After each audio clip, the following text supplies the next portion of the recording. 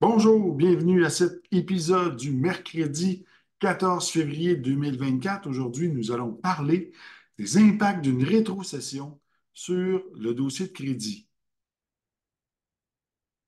Alors, qui sommes-nous? Eh bien, l'Académie de formation et de prévention de la fraude. Nous avons été créés en juillet 2020 par moi-même, Sylvain Paquette, et Claudia Aubry, analyste en cyberfraude, avec l'objectif de répondre à un besoin client de formation diversifié en matière de prévention de la fraude pour les professionnels et les entreprises québécoises. L'AFPF offre également des services consultatifs dans le domaine de la prévention de la fraude et du crédit. Alors, notre mission, c'est d'outiller les professionnels, les entreprises et le grand public à faire face à l'augmentation des fraudes au Québec et limiter les dommages causés. Il y a une célèbre citation du général Sun Tzu qui a écrit le livre L'art de la guerre au Moyen Âge et qui disait, si tu ne connais ni ton adversaire ni toi-même, à chaque bataille, tu seras vaincu. Donc, notre mission, c'est de vous apporter les outils pour être en mesure de vous battre à force égale avec les fraudeurs et ainsi prévenir d'être victime de fraude. Alors, ceux qui ne me connaissent pas, eh bien, mon nom est Sylvain Paquet, je serai votre présentateur aujourd'hui. Je suis cofondateur de l'Académie de formation et de prévention de la fraude. Je suis également consultant en gestion et prévention de la criminalité financière et je suis également aussi vice-président pour le chapitre du Québec pour l'Institut canadien du crédit, qui est une association professionnelle de directeurs de crédit qui existe depuis 1928 au Canada. Alors, l'objectif des mercredis, eh bien, c'est de donner aux professionnels des outils qui vont parfaire leurs connaissances en termes de dossier de crédit consommateur. Ça va vous permettre d'aider vos clients afin qu'ils puissent réaliser leurs projets et particulièrement dans le contexte de ralentissement économique que nous vivons actuellement. De plus, vous serez en mesure de mieux protéger vos clients contre les personnes, entreprises et cliniques de crédit qui proposent des services de rétablissement qui ne sont pas correctement réglementés ou qui comportent des éléments frauduleux, d'abus ou d'extorsion. Donc, pour éviter cela, eh bien, nous vous donnons des outils pour le faire par vous-même.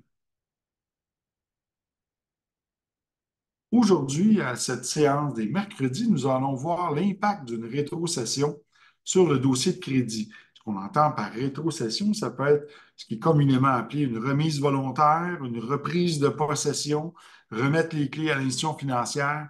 Donc, on va faire le tour de ce que ça veut dire, tout ça. D'abord, dans la première section, on va voir la définition d'une rétrocession. Dans la deuxième, les types de rétrocession. Dans la troisième section, l'avis de déchéance de bénéfice du terme. La quatrième section, le préavis d'exercice d'un droit hypothécaire. La cinquième section, la perception des prêteurs et assureurs. 6, les pièges et conséquences. 7, les impacts sur le dossier de crédit. 8, les solutions alternatives. Et 9, la conclusion. Donc, définition d'une rétrocession d'un bien. Et ici, on va voir dans le dictionnaire Larousse, la rétrocession d'un bien, c'est un acte portant la cession à un tiers d'un droit acquis, transfert de propriété d'un bien acquis à la personne qui l'avait antérieurement cédé. Comme je disais précédemment, on peut parler ici de remise volontaire, de reprise de possession, reprise de finances. Bien, on va voir, on va l'approfondir. Donc, en matière de financement au Québec, il y a deux types de biens qu'on va retrouver, principalement ce qu'on appelle des biens immobiliers et des biens mobiliers. Ce qui fait la distinction entre les deux, c'est que les biens immobiliers, ce sont des biens qui sont rattachés au sol, donc qui sont fixes, qu'on ne peut pas déplacer. Par exemple, une maison sur son salage de béton, eh bien, on ne peut pas la déplacer. Par contre, un bien mobilier, c'est quelque chose de matériel qui peut être déplacé et ça peut être aussi des créances ou des contrats. Donc, c'est considéré comme des meubles. Mais ici, on parle de biens de consommation comme des voitures, des motoneiges, des véhicules récréatifs et ainsi de suite. Bateaux aussi, ça rentre là-dedans. Donc, Par exemple, si on parle d'une maison mobile, bien, si elle est sur roue, elle est considérée comme un bien mobilier, mais à partir du moment qu'elle est assise sur un solage, eh bien, ça va devenir un bien immobilier, puisqu'on ne peut plus la déplacer. Alors, c'est ce qui distingue les deux types de biens. Maintenant aussi, en matière de financement, on va retrouver différents types de créances. Donc, les créances ordinaires, ici, on va parler, par exemple, de créances qui n'ont pas de privilège ou de gage avec sur un bien pour garantir l'obligation. Donc, par exemple, les cartes de crédit, des prêts personnels, des prêts étudiants, ce type de prêts-là n'ont pas de lien sur un bien pour garantir le paiement. Donc, ce sont des créances ordinaires. Ensuite vient ce qu'on appelle les créances garanties. Parmi les créances garanties, on distingue entre autres le créancier hypothécaire dont la créance est garantie par une hypothèque ou un créancier dont la créance est garantie par un nantissement. On parle ici d'un bien mobile. Donc, une hypothèque, c'est sur un immeuble et sur les biens, on parle de nantissement. Donc, par exemple, sur une voiture, bien, on va avoir, l'institution financière va avoir, sur le prêt, va avoir un privilège, un gage, une main levée sur le véhicule en cas de défaut de paiement, elle va pouvoir saisir le véhicule. Donc, c'est ça qu'on appelle un prêt garanti. Même chose avec une hypothèque. Donc, le créancier hypothécaire a un lien, un gage sur la propriété en cas de défaut de paiement. Et qu'est-ce qu'une créance privilégiée? Eh bien, après ma barre, c'est une créance garantie par un privilège, c'est-à-dire que elle peut passer en avant d'un créancier de premier rang. Pourquoi? Parce que, par exemple, elle est rattachée à, par exemple, des taxes municipales, des taxes scolaires, des taxes de l'État, une hypothèque de construction. Donc, ce type de créance privilégiée passe en avant du créancier garanti en cas de défaut. Donc, le créancier garanti, pour ne pas perdre son rang hypothécaire, va devoir payer la créance privilégiée pour garder son rang. Donc, dans les créances privilégiées, on pense aussi aux frais de condo, les frais de syndicat de copropriété vont être des créances privilégiées. Maintenant, les types de rétrocession. Alors, en matière de rétrocession, on va avoir des rétrocessions volontaires. Donc, on parle ici du débiteur qui, par lui-même, va remettre les clés volontairement au commerçant ou à son créancier. Et une remise involontaire qu'on dit forcée, soit par l'effet d'un jugement, d'un acte devant les tribunaux, qui va permettre de saisir le bien. Donc, si par exemple, sur une voiture, un débiteur a plus de 2 mois de retard de paiement, eh bien, il va recevoir par huissier ou par la poste recommandée un document qui s'appelle Avis de déchéance de bénéfice du terme. Ce document-là, qui est assujetti à la loi sur la protection du consommateur, vient mettre en garde le consommateur à l'effet qu'il y a deux choix. Soit qu'il remédie à son défaut, donc il se remet à jour, soit qui remet les clés à la fin du délai de 30 jours au créancier. Sinon, la dette va devenir exigible en entier à l'échéance du 30 jours. Donc, il va perdre le bénéfice du terme, il va perdre le privilège de faire des mensualités. C'est ça que ça veut dire, le bénéfice du terme. Donc, il y a deux types d'avis de déchéance qu'on va retrouver, par exemple, sur les contrats de vente à tempérament, donc un prêt auto, un prêt pour une motoneige, un VR, ou ainsi de suite, et les contrats de louage à long terme de plus de 4 mois avec garantie. Donc, ici, on parle de location de véhicules à long terme.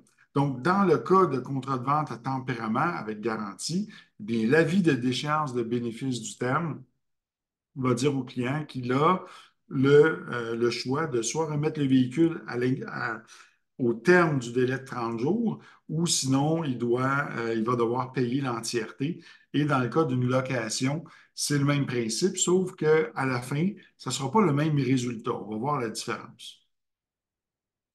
Alors, si on va au niveau de la loi sur la protection du consommateur, à l'article 138, À défaut par le consommateur d'exécuter son obligation suivant les modalités du contrat, le commerçant peut A. Soit exiger le paiement immédiat des versements échus, B. Soit exiger de la manière prévue aux articles 105 et suivants le paiement immédiat du solde de la dette si le contrat contient une clause de déchéance de bénéfice du terme. Et C. Soit reprendre possession du bien vendu de la manière prévue aux articles 139 et suivants. Donc, à l'article 140, le consommateur peut remédier au fait qu'il est en défaut ou remettre le bien au commerçant dans les 30 jours qui suivent la réception de l'avis prévu à l'article 139, donc l'avis d'échéance de bénéfice du terme. Le droit de reprise ne peut être exercé qu'à l'expiration d'un délai de 30 jours après réception de cet avis par le consommateur. Si, à la suite de cet avis, il y a remise volontaire ou reprise forcée du bien, l'obligation contractuelle du consommateur est éteinte et le commerçant n'est pas tenu de remettre le montant des paiements qu'il a déjà reçus. Quand on dit ici que l'obligation est éteinte, ça veut dire que la dette, quelle qu'elle soit, elle a pris fin, elle est éteinte, elle n'existe plus. Maintenant, on va voir le processus de rétrocession d'un bien avec un contrat de vente en tempérament. Donc, on parle ici d'un prêt auto. On ne parle pas d'une location, mais bien d'un prêt auto, d'un prêt VR, motoneige ou bien comme tel. Donc, après 60 jours de défaut de paiement, le débiteur va recevoir un avis de déchéance de bénéfice du terme. Le premier choix, eh bien, il y aura le choix de remettre le bien à l'expiration du délai de 30 jours, donc une remise volontaire. Donc, le créancier il y a un huissier qui va contacter lui ou le client va contacter directement l'institution financière et dire, je veux remettre le véhicule. Un huissier va lui faire signer l'avis de remise volontaire et dans cet avis, c'est clairement inscrit que le débiteur est libéré de l'obligation. Donc, il y a extinction de l'obligation. Et sur son dossier de crédit, il va y avoir l'inscription I8, I qui veut dire compte à tempérament, et 8 pour reprise de possession. Donc, ça va être inscrit ça avec un solde en principe à zéro. C'est ce qui devrait être inscrit puisqu'il y a extinction d'obligation. Cependant, les créanciers ne vont pas toujours mettre le solde à zéro. Ils vont souvent afficher une perte et c'est une correction ça nécessite une intervention de la part du client pour faire corriger cette information-là. Donc, on va avoir la mention remise volontaire.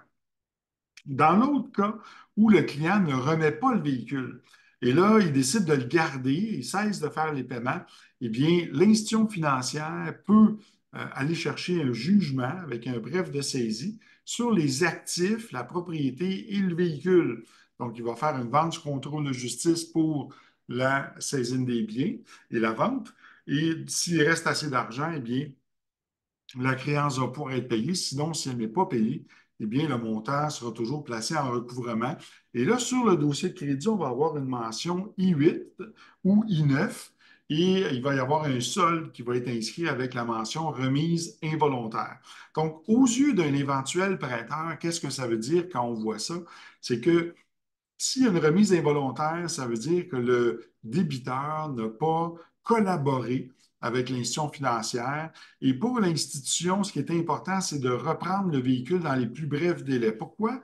Parce que généralement, les consommateurs qui vont remettre un véhicule, bien, vont cesser de l'entretenir, ne mettront plus de police d'assurance ou de responsabilité civile sur le véhicule. Et là, qu'est-ce qui va se produire? Eh bien, le créancier peut se ramasser avec un véhicule complètement détruit. Donc, ils tentent de le récupérer dans les plus brefs délais. Alors, lorsqu'on voit remise involontaire, ça laisse suggérer que le client a gardé le véhicule, il n'a pas payé et il n'a pas collaboré.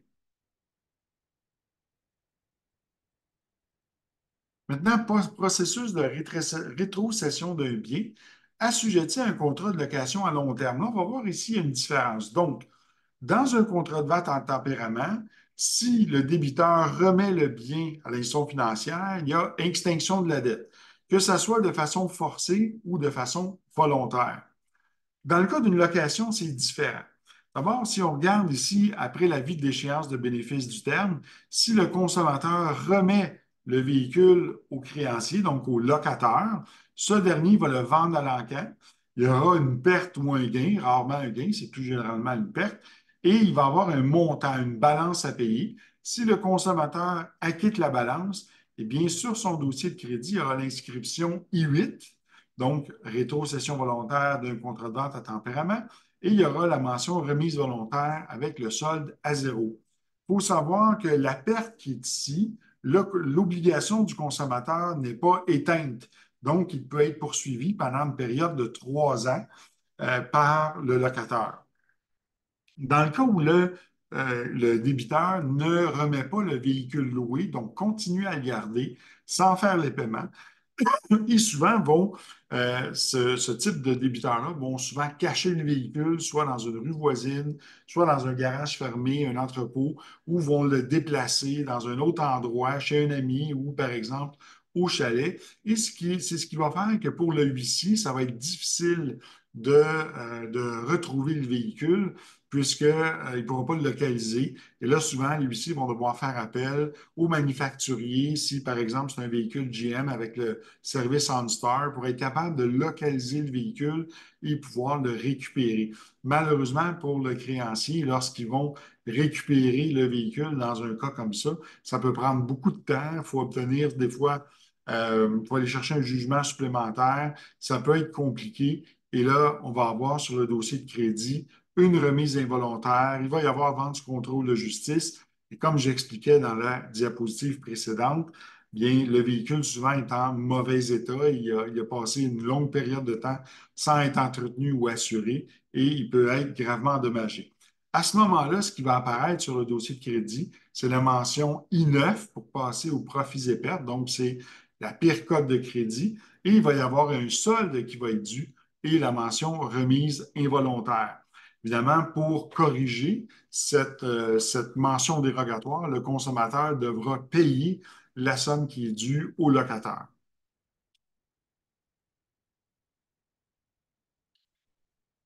Alors ici, si on regarde l'article 150.15 de la loi sur la protection du consommateur, ça dit, si à la suite de l'avis de reprise de possession, il y a remise volontaire ou reprise forcée du bien, le contrat est résilié de plein droit à compter de cette remise ou de cette reprise. Le commerçant n'est alors pas tenu de remettre le montant des paiements échus déjà perçus et il ne peut réclamer que les seuls dommages et intérêts réels qui soient une suite directe et immédiate de la résiliation du contrat. Donc, la perte encourue, les dommages et tout ça. Donc, le consommateur reste responsable de la somme qui est due. Donc, les causes de remise d'un véhicule, généralement, soit d'une auto, d'une moto, d'un VR ou ainsi de suite, eh bien souvent, ça va être des causes de bris mécaniques. Par exemple, la personne a acheté une voiture, la garantie, c'est une voiture usagée, la garantie, elle est terminée, la garantie du commerçant aussi. Et là, il y a un bris mécanique majeur et là, ça coûte 8, 10 000, 12 000 pour changer le moteur du véhicule et le débiteur n'a pas les fonds donc va souvent remettre les clés aux créanciers. Donc ça, c'est des cas que l'on voit souvent, des situations aussi de séparation et divorce, des pertes d'emploi. Dans certains cas aussi, pour acheter un autre véhicule, donc le client va se rendre dans un concessionnaire, il va y avoir un véhicule d'échange dont le solde dû est supérieur au montant qu'offre le concessionnaire pour prendre le véhicule en échange.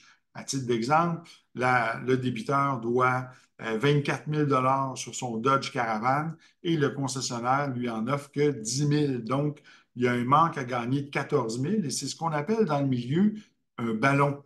Donc, ce ballon-là va être rajouté sur le nouveau véhicule et chaque tranche de 1 000 supplémentaires peut représenter sur la nouvelle mensualité 27 par mois par tranche de 1 000. Donc, c'est quand même une somme importante et souvent, certains concessionnaires vont avoir comme pratique un peu, je vous dirais, malhonnête, de proposer au débiteur de remettre le véhicule en lui disant, mais c'est pas grave, garde, remets les clés, puis pars avec celui-là.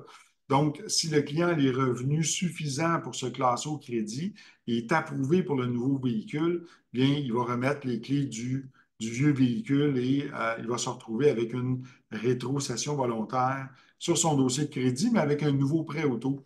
Donc, ça, c'est des cas que l'on voit souvent.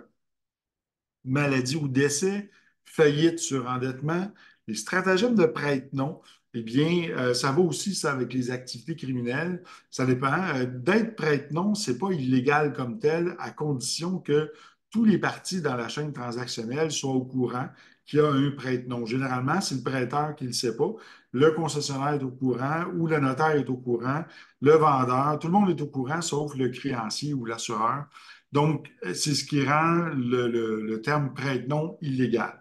Mais un prête-nom, ça peut être utilisé dans plusieurs situations, par exemple pour des fins de crédibilité, pour des fins fiscales, pour des fins de revenus. Donc, la personne ne se classe pas puisqu'elle a des revenus qui sont non déclarés. Donc, il y a plusieurs situations dans lesquelles ça peut être utilisé.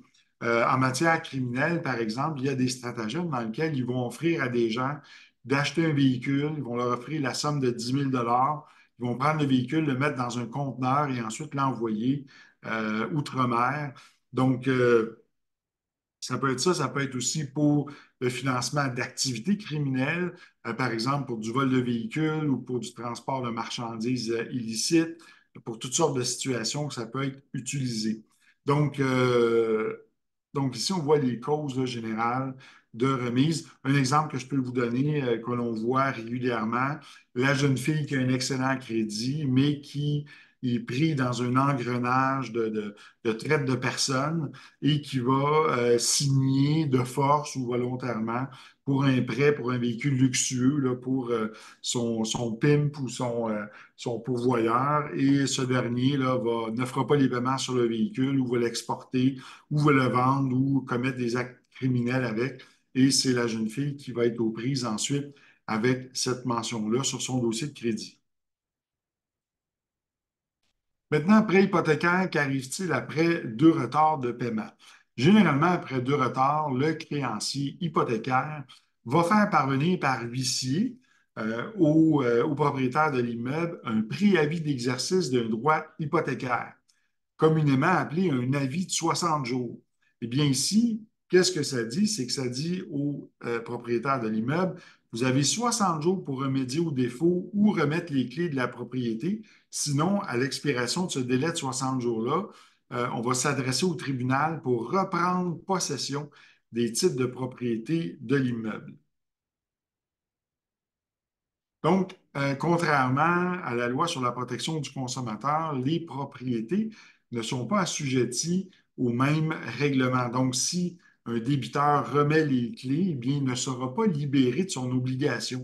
Donc, il y a vraiment des conséquences qui sont là, puisque, par exemple, si c'est considéré comme un manquement à l'obligation, donc au contrat, donc l'institution financière a deux possibilités. Donc, soit la vente sous contrôle de justice, donc si par exemple le sol dû est supérieur à la valeur de la propriété, puisqu'elle va être vendue sans garantie légale, donc environ 75 ou 80 de sa valeur, donc au plus offrant. Donc, c'est fait sous forme d'encan. Et la prise en paiement, eh bien, généralement, c'est lorsque le sol dû est inférieur à la valeur de la propriété. Donc, la propriété va être vendue avec un profit. Donc, il va y avoir ce qu'on appelle un état de colocation. Donc, le huissier va répandre à tous les parties pris, là, donc tous ceux qui sont sur les rangs hypothécaires, y compris le propriétaire, il va lui remettre de l'argent s'il en reste. Donc, ici, on peut voir le processus de rétrocession d'un immeuble. Donc, on a le préavis d'exercice d'un droit hypothécaire. Donc, si on va ici vers le bas, on voit l'avis de 60 jours, donc la prise en paiement. Alors, on prend un cas type. Le client a une propriété qui vaut 500 000 $. Il y a une hypothèque de 300 000. Donc, la maison va être vendue à 350 ou 375 000 de son prix de valeur. Donc, il va y avoir délaissement volontaire, la propriété est vendue, il y a un gain qui est réalisé, la banque se fait payer sa première hypothèque, les frais d'huissier, et s'il reste de l'argent, c'est retourné au propriétaire initial. Donc, il va y avoir inscription M8, M pour mortgage, qui veut dire hypothèque, et 8 pour rétrocession. Donc, le dossier de crédit va afficher un solde à zéro à ce moment-là, avec la mention remise volontaire et compte acquitté. Bien important lorsqu'on voit ça, ça prend la mention compte acquitté. Et si le prêt était assuré, mais rarement là, qu'elle se un montant comme ça que le prêt est assuré.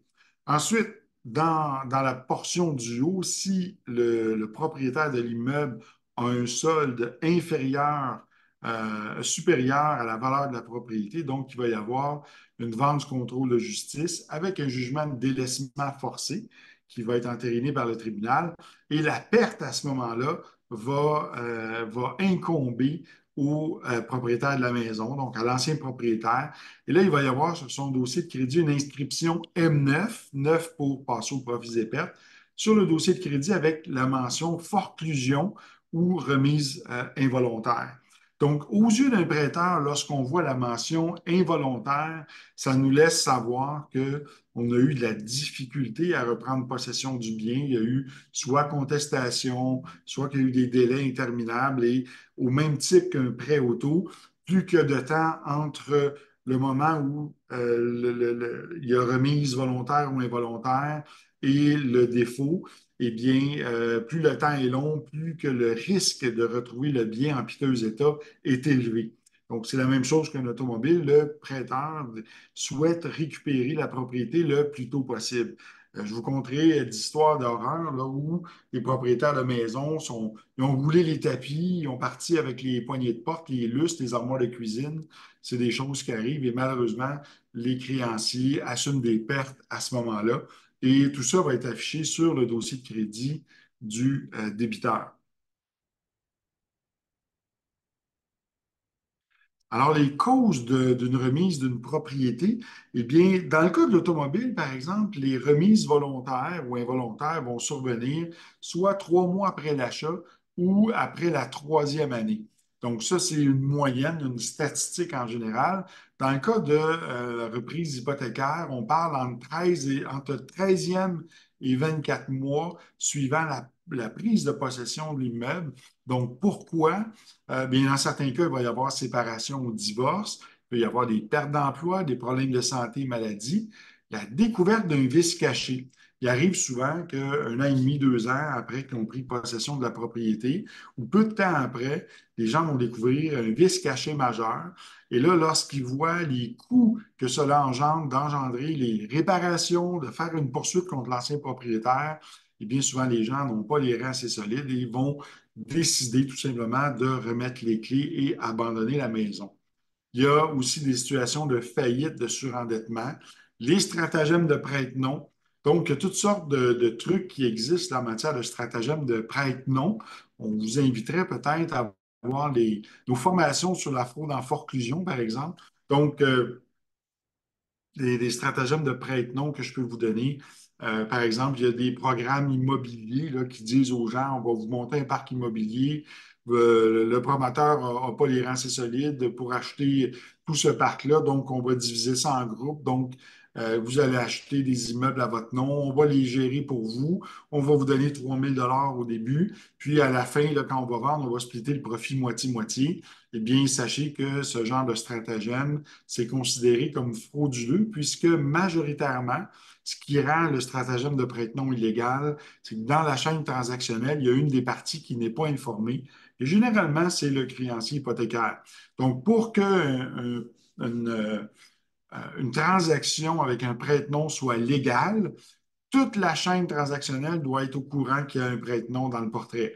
S'il y a un seul dans la chaîne qui ne le sait pas, eh bien, c'est là que ça devient frauduleux. Ensuite, il y a les activités criminelles. Par exemple, les maisons de plantation de cannabis, souvent, il va y avoir l'usage de prête-nom. Et un an et demi plus tard, 2 ans plus tard, lorsque la maison elle est infestée de moisissures, eh bien, vont remettre les clés. Et sachez que maintenant, les institutions financières vont sévir contre les gens qui servent de prête-nom. Maintenant, ils vont s'opposer à leur faillite, ils vont réclamer des dommages. Donc, les gens ne sont souvent pas libérés de leur faillite, vont être tenus responsables, puisqu'en vertu de l'article 178 de la loi sur la faillite et l'insolvabilité, tout ce qui est frauduleux n'est pas libérable dans une faillite. Donc, les maisons de plantation de cannabis, les maisons de minage qui vont servir là, pour des fins de crypto-monnaie, donc ils vont installer dans la maison des serveurs un petit peu partout. Ça dégage beaucoup de chaleur, ça assèche les structures de la propriété, ça peut endommager, ça peut causer des incendies. Il y a aussi les laboratoires de drogue clandestins qui menacent toujours d'explosion à tout moment et qui vont aussi infecter là, la propriété de produits chimiques. Donc, les stratagèmes aussi de flip immobilier. Il y a toutes sortes de circonstances là, dans lesquelles il peut y avoir des activités criminelles comme de la pornographie infantile, de la prostitution, du commerce de stupéfiants. Bref, ça peut servir dans plusieurs situations. Alors, toutes ces situations-là peuvent conduire à la remise d'une propriété.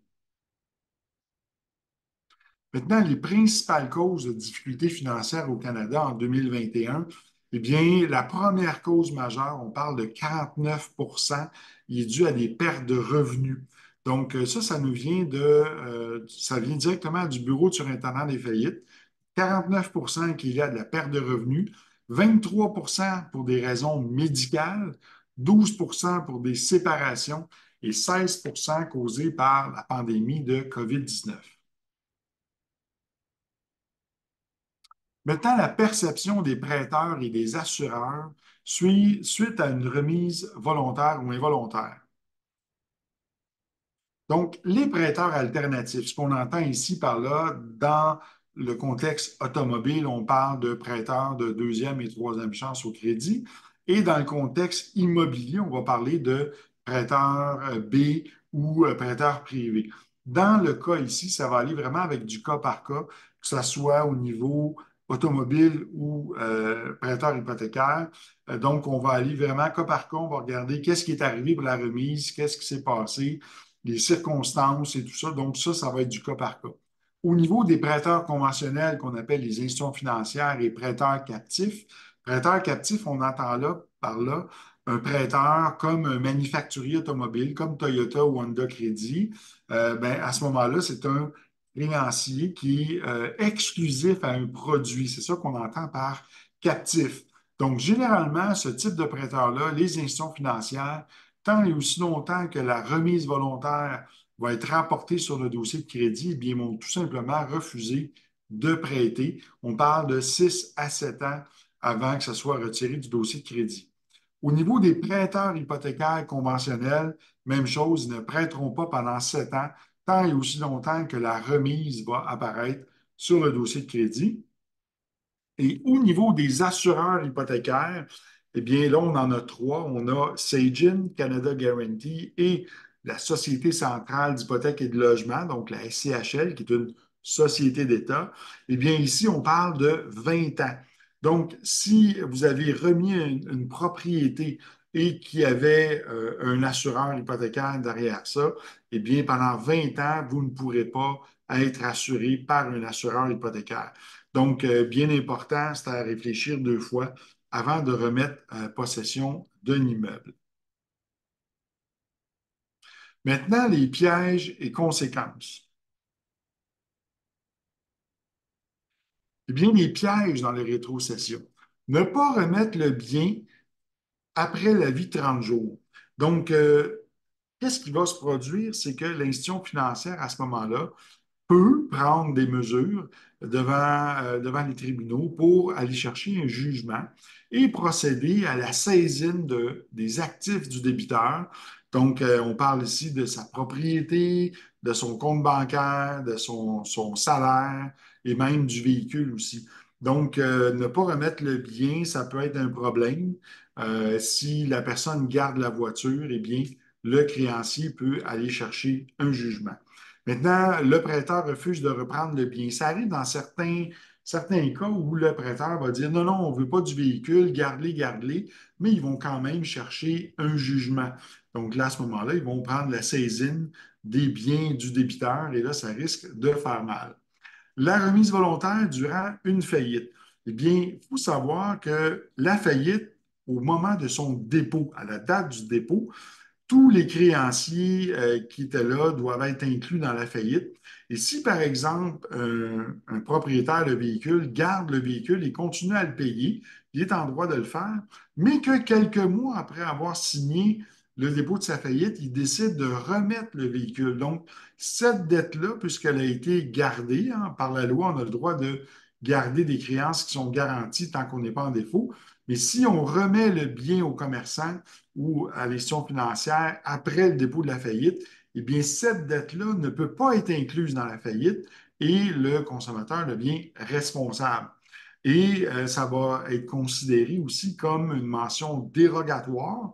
Donc, ça va être presque considéré comme une deuxième faillite, puisque c'est un bris de confiance après une faillite. Donc, c'est pas mal plus difficile à remonter la côte. Même chose avec une remise volontaire pendant une proposition de consommateur. Généralement, la proposition de consommateur va durer 5 ans. Donc, si pendant ces 5 années-là, le débiteur remet un véhicule ou remet une propriété, ça va être très mal vu. Donc, son crédit va être complètement anéanti.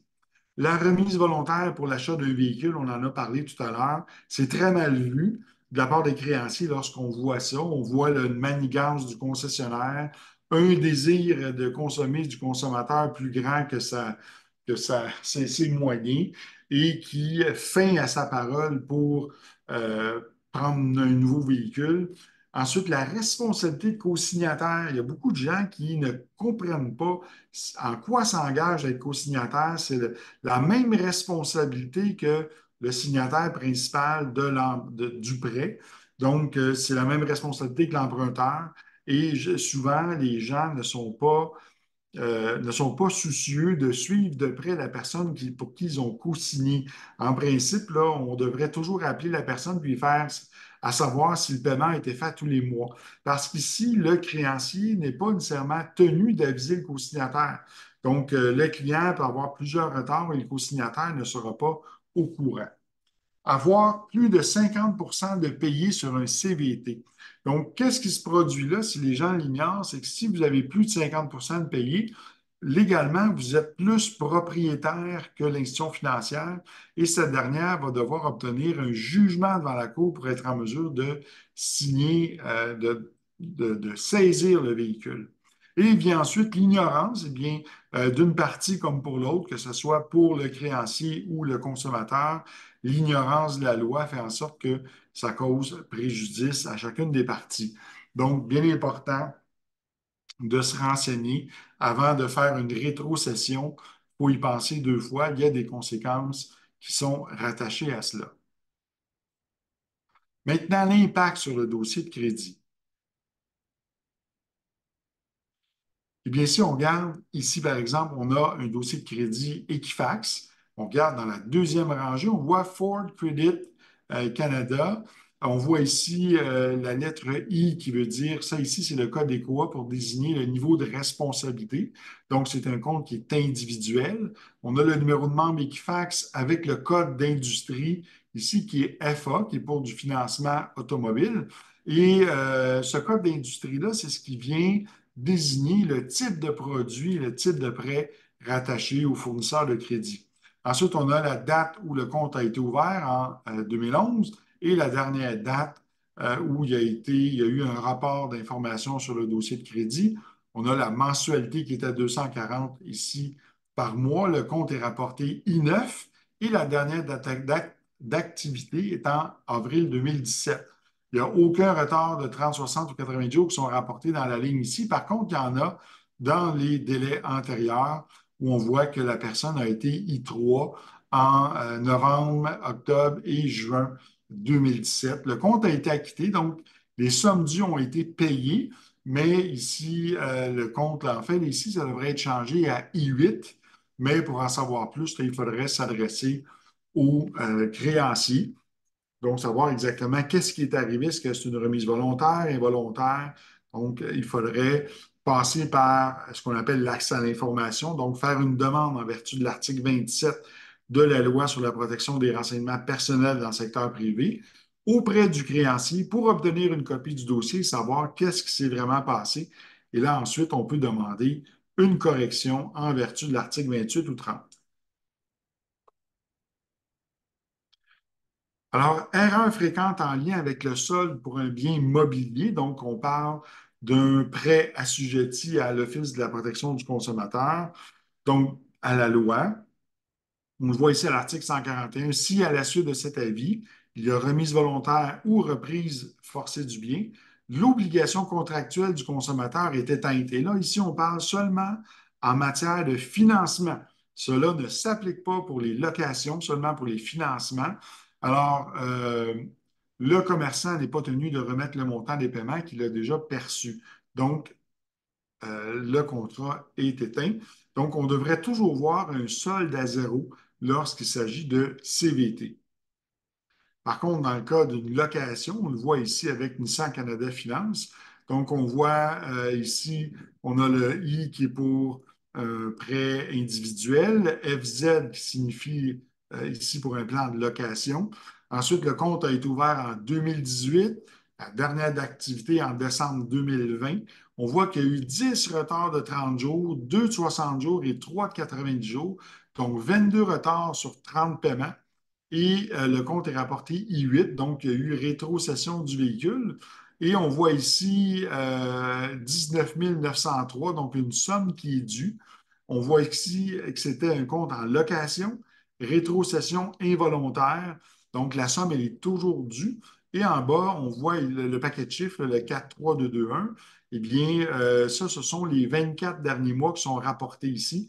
Et ça se lit de droite à gauche. Donc, on peut voir que pendant les 7-8 premiers mois, le consommateur a bien payé.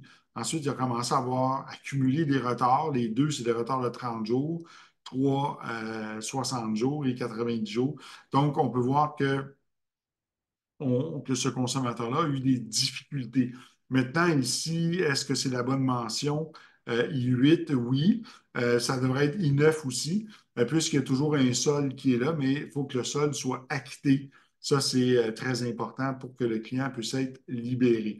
Quoique, après 3 ans de la date du défaut de paiement, eh bien, la dernière date d'activité qu'on voit ici, le 23-12-2020, donc le 23-12-2023, il y a extinction de l'obligation en vertu du Code civil, mais l'information, on appelle ça la prescription extinctive, mais l'information, elle, ici, ne fait pas l'objet d'une prescription. Donc, puisqu'il y a un montant qui est dû en recouvrement, l'article 18 de la Loi sur la protection des renseignements personnels dans le secteur privé dit que lorsque c'est pour recouvrer une dette, on n'a pas besoin du consentement du consommateur, on peut la rapporter ad vitam aeternam sur le dossier de crédit. Donc, ici, la dette, oui, en vertu du Code civil, elle n'est plus due parce qu'elle a plus que 3 ans, mais l'information continue à être rapportée.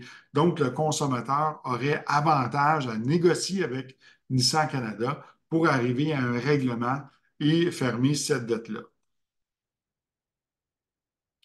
Dans le cas ici d'un prêt hypothécaire, eh bien sûr, on va à la deuxième ligne. Ici, là, j'ai mis le compte CIBC pour démontrer qu'il y a une différence dans la manière où les comptes hypothécaires et les comptes conventionnels des fournisseurs de crédit sont rapportés. Alors, si on va voir en haut ici CIBC, on a le nom de l'institution financière, alors qu'en bas, où ce que le J et BB, on ne voit pas le nom de l'institution financière. Pour les informations hypothécaires, le nom du créancier hypothécaire n'est pas rapporté. On va seulement avoir le code d'industrie qui est BB ici. Donc, on parle de banque. Donc, si c'est IBC en haut, on voit que ça a été ouvert en 2008, rapporté en 2020. Il y a un solde de 11 000. Le compte est rapporté R9. Il s'agit d'une marge de crédit personnelle. C'est passé au profit des pertes. Donc, c'est une somme qui est toujours due. Donc, si on voudrait régler ce compte-là, il faudrait arriver à une entente avec CIBC et obtenir la mention compte acquitté sur cette ligne-là. Ensuite, si on compare avec le prêt hypothécaire en bas, on voit que le code ECOA, qui est un J, qui veut dire le niveau de responsabilité du prêt. Donc, on voit ici que c'est un prêt conjoint. Donc, l'hypothèque, ici, il n'y a pas de date d'ouverture, puis il n'y a pas de date d'échéance. Elle est rapportée en temps réel à tous les mois. Donc, tout ça parce que les prêteurs hypothécaires ne veulent pas que des assureurs ou des tiers viennent solliciter leur client là, à l'échéance des prêts et renouvellements. Donc, c'est la raison pourquoi ces dates-là ne sont pas rapportées. On voit ici 227 000 qui est le montant du prêt, le versement à 915. Le compte est classé M1, la dernière fois qui a été rapporté. Par contre, il y a eu 11 retards de 30 jours, 5 retards de 60 jours et 16 retards de 90 jours. Donc, on peut voir que le débiteur ici a été en problème assez longtemps et on peut voir que le compte est acquitté. Donc, est-ce qu'il y avait un assureur hypothécaire qui a payé le prêt derrière? Eh bien, ça, il faudrait s'adresser à l'institution financière via une demande d'accès à l'information pour savoir qu'est-ce qui s'est réellement passé.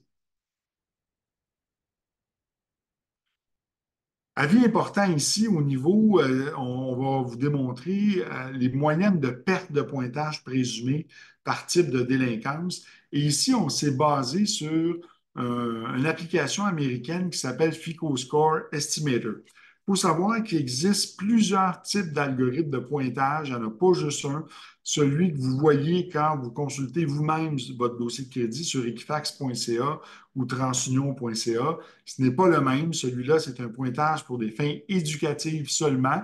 Les institutions financières, eux, ils ont un autre pointage et je vous invite à voir la formation des mercredis sur les algorithmes de pointage. Vous allez voir ce qui distingue chacun de ces types de pointage-là.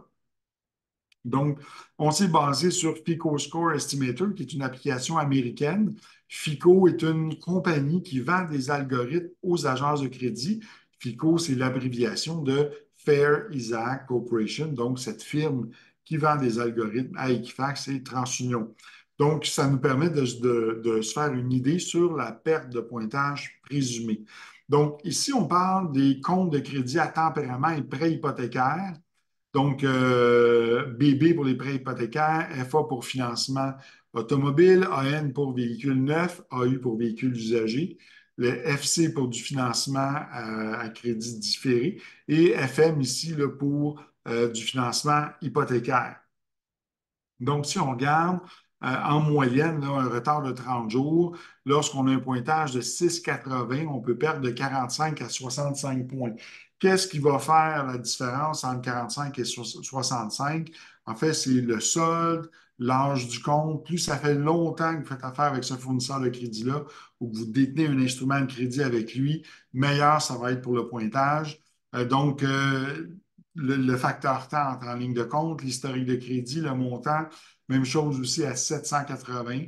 Et ensuite, retard de 60 jours, 90 jours. Donc, on peut voir ici à I2, I3, I4 ou même M2, M3, M4. Ça va se ressembler. On peut parler d'une perte de points, par exemple, à I4 de 120 à 220 points, dépendamment du pointage. Des retards de 120 jours de 150 à 265 points. Il n'y a pas de code 6. Les codes 7, c'est en cas de proposition de consommateur, donc ça ne s'applique pas ici. Rétrocession volontaire ou involontaire, on parle d'une perte de points de 85 à 160 points pour un I8. Et pour une cote I9 ou M9, on parle de 165 à 310 points que l'on peut perdre. Donc, c'est une moyenne ici, juste pour vous sensibiliser sur l'impact que peut avoir une rétrocession sur un dossier de crédit. Donc, les solutions alternatives maintenant, eh bien, autres que de remettre le bien au commerçant ou à son créancier, eh bien, on peut vendre le bien. Si on parle d'un véhicule, eh bien, oui, on peut le vendre, soit pour des fins d'exportation ou tout simplement le vendre au détail et ça peut permettre là, d'absorber la dette. Le client, le propriétaire peut payer la différence. C'est beaucoup moins là, que donner le véhicule en échange dans un concessionnaire ou le vendre à un marchand. Donc, le vendre lui-même là, sur Marketplace, par exemple, et absorber la différence de perte qui peut être à ce moment-là amoindrie. Si, par exemple, c'est un véhicule de location, on peut parler d'une cession et transfert de bail. Il y a des sites qui existent comme buymon.ca ou des entreprises dans ce genre qui vont permettre à des propriétaires, à des locataires de véhicules d'échanger entre eux leur bail ou de tout simplement le transférer à un tiers.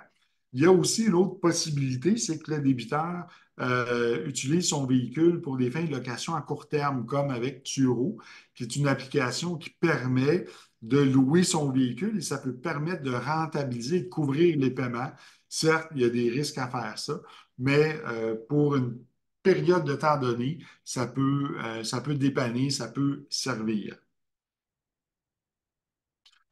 Solution alternative sur un bien immobilier, eh bien, on peut toujours vendre la propriété. Certes, ça demande beaucoup de lâcher prise, mais dans certains cas, il est préférable de vendre la propriété.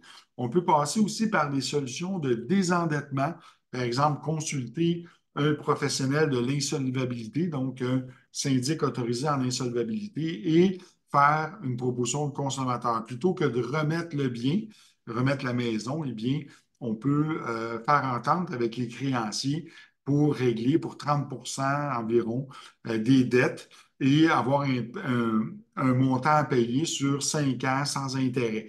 Donc, par exemple, la personne a 100 000 de carte de crédit qu'elle doit. Elle peut régler pour un montant forfaitaire sans intérêt et ça va lui permettre de garder sa propriété.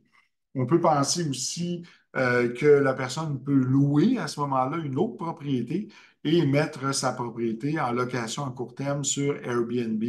Et ça peut permettre à ce moment-là de rentabiliser la propriété et éviter de devoir la remettre à son prêteur. Il y a des programmes qui existent, il y a des entreprises qui font de la location-achat, ou plutôt de l'achat-location, c'est-à-dire qu'ils vont utiliser un investisseur qui va acheter la propriété directement du débiteur. Ce dernier va avoir une période de 5 ans pour réhabiliter son crédit et ensuite acheter la propriété dans 5 ans à un prix déjà prédéterminé. Et l'investisseur, lui, récupère une somme d'argent lors de la vente de la propriété. Donc, ça peut être un moyen intéressant aussi de sauvegarder la propriété sans avoir nécessairement à la perdre. Donc, il y a des entreprises qui sont spécialisées là-dedans. Ce n'est pas illégal en soi. Ça peut être tout à fait pratique dans certaines circonstances. Donc, on arrive à la conclusion. Alors, ne manquez pas le 28 février prochain à 11 heures. On va parler des jugements, l'impact des jugements sur les dossiers de crédit. On va voir comment est-ce qu'on peut traiter avec ça. Et on vous parle aussi de nos formations pour tous que vous pouvez suivre ici, soit en mode asynchrone ou en mode webinaire. Donc, si vous êtes un professionnel, soit rattaché à l'OASIC, à l'Autorité des marchés financiers en courtage hypothécaire ou membre du barreau, la plupart des formations qui sont ici vont vous octroyer des unités de formation continue pour vos ordres professionnels. Sinon, à titre de consommateur ou chef d'entreprise ou PME, vous pouvez assister à toutes ces formations-là, tout simplement en vous inscrivant sur la plateforme, en ouvrant un profil sur notre portail et en achetant l'une de ces formations. Première formation, fraude hypothécaire et avis de cotisation. Donc, ici, on vient vous parler de formalisme des documents, comment détecter les faux avis de cotisation en se basant sur les éléments de sécurité qui sont disposés et les clés d'encryption sur un avis de cotisation. Ensuite, la formation quand le crime organisé veut vos condominiums. Donc, vous allez découvrir les méthodes et modes opératoires du crime organisé pour le commerce d'activités criminelles dans les tours à condos. Alors, bien intéressante, deux UFC, c'est donné par un enquêteur chevronné spécialisé dans le domaine. On a aussi la formation fraude et cybercriminalité donnée par le général Gaston Côté, qui est ex-brigadier général du Canada. Donc, très intéressant, tout sur la cybercriminalité. Ensuite, formation le KYC ici, Know Your Clients, donc comment vérifier l'intégrité d'un partenaire immobilier. Très bonne formation qui va vous expliquer comment faire une recherche réputationnelle en consultant les bases de données publiques. Vous pouvez presque savoir pour qui la personne a voté aux dernières élections. Vous pouvez voir ses contributions au parti, vous pouvez voir son dossier criminel, vous pouvez voir son dossier de conduite. Il y a plein de choses auxquelles vous pouvez avoir accès si vous savez comment chercher. Donc, vraiment intéressant comme formation. Ça donne 3 UFC avec l'AMF, l'OASIC et Professionnel hypothécaire du Canada. On a aussi comment authentifier un permis de conduire québécois, donc toutes les techniques de formalisme et de cohérence là, au niveau des analyses de fraude documentaire avec les permis de conduire. Et notre formation la plus populaire, qui est correction de crédit module 1, 2, 3, formation de 12 UFC, donc de 12 heures sur 3 avant-midi, qui vous donne la recette complète, comment corriger, contester, mettre à jour de l'information sur un dossier de crédit en vertu de la loi sur la protection des renseignements personnels dans le secteur privé. Donc, vous allez apprendre toute la procédure à suivre, comment corriger, qui est fort simple, Et il y a beaucoup de gens qui la suivent. Donc, très, très bonne formation. On vous la recommande chaudement. Alors voilà, on arrive à la fin de la présentation. On arrive maintenant à la période de questions.